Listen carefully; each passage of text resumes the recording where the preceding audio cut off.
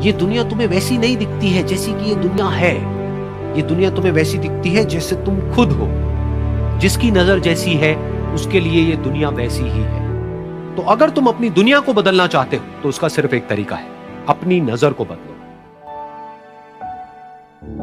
एक बार की बात है, एक बहुत बड़ा नेता एक साधु के छोटे से आश्रम में गया, क्योंकि उसने बहुत सुना था उस साधु के बारे में, और उसके मन में आया कि मैं एक बार जाकर के देखता हूं कि लोग इतनी तारीफ क्यों करते हैं उसकी। तो जब वो उस आश्रम में गया तो वहां पर एक छोटा सा कमरा था जहां पर एक कालीन बिछा हुआ था। वहां पर कुछ लोग बैठे हुए थे नीचे और साधु जी सामने बैठे हुए थे। कुछ सवाल जवाब चल रहा था। तो जैसे ही वो अंदर गया, वो अकेला नहीं था, उसके साथ में 4 बॉडीगार्ड्स भी थे। और उसको ये आदत थी कि जहां पर भी वो जाता था लोग अपनी जगह से खड़े हो जाते थे, उसकी तरफ देखते थे, हाथ जोड़ते थे, अपना सर झुकाते थे। लेकिन यहां पर ऐसा कुछ भी नहीं हुआ। साधु ने उसकी तरफ देखा तक नहीं, क्योंकि वो साधु किसी के सवाल का जवाब दे रहे थे। लेकिन नेता को इस बात पे गुस्सा आ गया। नेता को लगा कि ये मेरी बेइज्जती है। तो उस नेता ने साधु की बात को बीच में ही काटते हुए थोड़ा गुस्से से कहा, मैं आपसे कुछ कहना चाहता हूं। साधु ने उसकी तरफ देखा और बोले, आप थोड़ी देर रुकिए, पहले मैं इनके सवाल का जवाब दे लूं, उसके बाद में मैं आपसे बात करूंगा। तब तक अगर आप चाहें तो आप बैठ सकते हैं। बस साधु का इतना कहने की देर थी। नेता का चेहरा गुस्से से लाल हो गया और फिर उसने अपना सारा गुस्सा उस साधु के ऊपर निकाल दिया। अभी तक वो नेता बहुत ही तमीज से बात कर रहा था, यानी कि आप कह करके बात कर रहा था। अब वो तू तड़ाक पे उतर आया।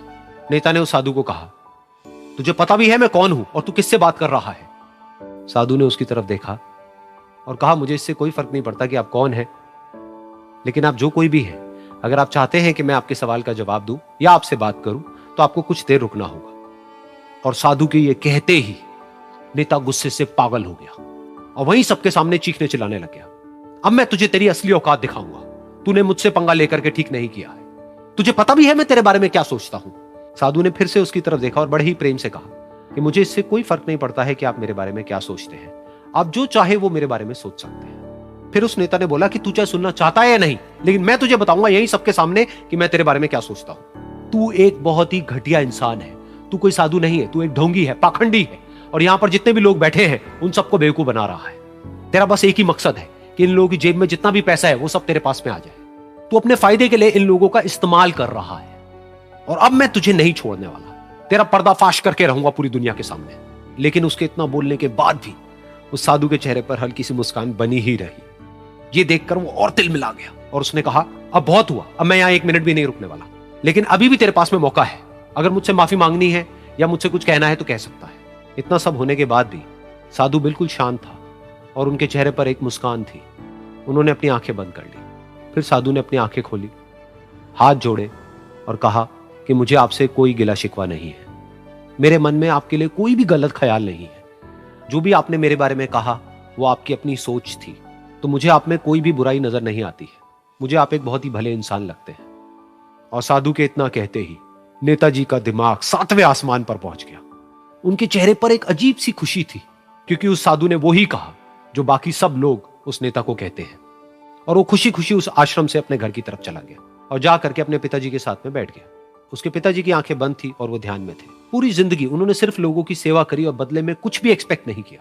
तो थोड़ी देर बाद जब उन्होंने अपनी आंखें खोली और देखा अपने बेटे को अपने साथ बैठे हुए, तो उनके बेटे के चेहरे पर आज एक अजीब सी खुशी थी जो आज से पहले उन्होंने कभी नहीं देखी थी।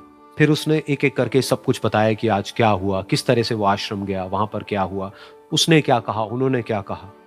तो जब इसके पिताजी ने पूरी बात सुनी तो थोड़ा सा मुस्कुराए और अपने बेटे को देख करके बोले कि उन्होंने तुम्हारी तारीफ नहीं करी है, क्योंकि उन्होंने वो नहीं कहा कि जो तुम हो, उन्होंने वो कहा कि जो वो खुद है।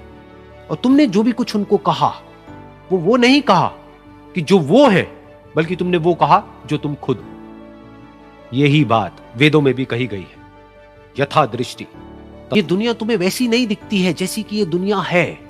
ये दुनिया तुम्हें वैसी दिखती है जैसे तुम खुद हो। जिसकी नजर जैसी है उसके लिए ये दुनिया वैसी ही है। तो अगर तुम अपनी दुनिया को बदलना चाहते हो तो उसका सिर्फ एक तरीका है, अपनी नजर को बदलो।